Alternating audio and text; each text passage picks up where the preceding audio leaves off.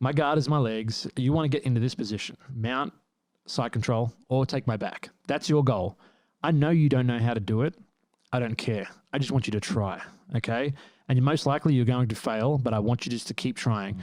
And at first they're tentative. Okay, he hasn't taught me anything. They start playing around and they're trying to do it. And you just see them thinking like his legs are in the way. They're like frustrated. But then suddenly they get like close to a pass or something. You see their eyes light up and they're like, oh, I threw the legs out of the way. And they start recognizing like these things that are starting to work for them. They start trying more and more. They get excited. They have fun. They get a sweat. And they feel like they're learning so much more because they're figuring things out.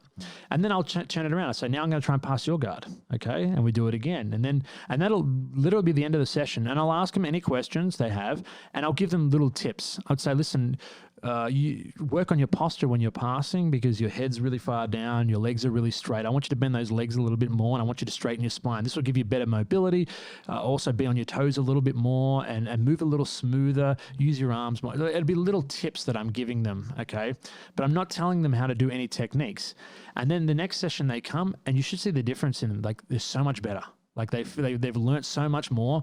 And I just keep growing that declarative memory to a point where then I can start adding more technical things.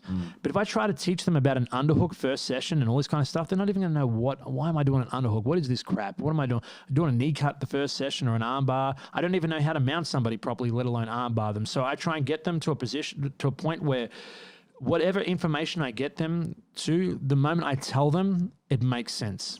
You know what I mean? Yeah, it's really high level. It's good. Yeah, for that neuroplasticity, for it to make that change. Yes. They've got to be excited. Yeah. And the best way to get them excited is by them training in real time. Getting in there. And I've had people that let's say have trained for 6 months with somewhere else, and they do one session with me, and they say, "Kid, I've learned more in this one session than I have in the last 6 months." But it's not from me. They don't learn anything from me. They learned it through discovery themselves. I just created an environment that allows them to get the best out of themselves. It's like a gym. You know, if you've got a gym where you've got only 20-pound dumbbells, well, you're probably not going to create a world champion. But I mean, you're going to, depending on the student, you know, certain students will make the best of that and still do really well. But if you could get the best gym in the world with ice baths, with saunas, with the higher weights, with good, good massages, then depending on the student, you know, because it's up to the student entirely themselves, you know, depending on that student will dictate, you know, how good they can go, but they can go a lot higher. So I try and create as best an environment as I can for the students to figure out as much as they can. And I've got a girl that works with me right now. Her name's Kayla. Huge following on social media. She's got like 1.1 million followers. Wow. You know, beautiful girl. She has done 7 sessions with me now, and she is phenomenally good, like really good. And I don't mention not black belt good, you know what I mean? But like 6 sessions, she seems like she's moving to someone that's been doing it for a whole year. And she's only done 6 sessions. And I post a lot of the videos of it. She's doing things that like I've never even taught her. She put me in an arm bar the other day and then did a stiff arm lock on me. And I actually hurt my arm because I didn't expect it because I'm like, she shouldn't know how to do this. And she just did it. You know, she does like, the things that I'm teaching her or showing her are only the things that I feel like are at her level of skill. And the way I can tell this, if I teach someone something and they have to practice it, then they're not ready for it.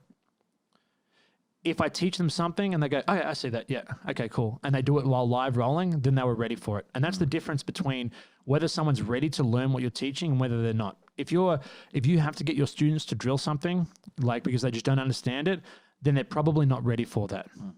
But when they are ready, and I've had the same thing. I had this discussion with Galval where he showed me a technique and he's like, "Kid, practice it." And I'm like, no, I need to. He's not, no, practice. I said, literally, I saw it. I can do it right now.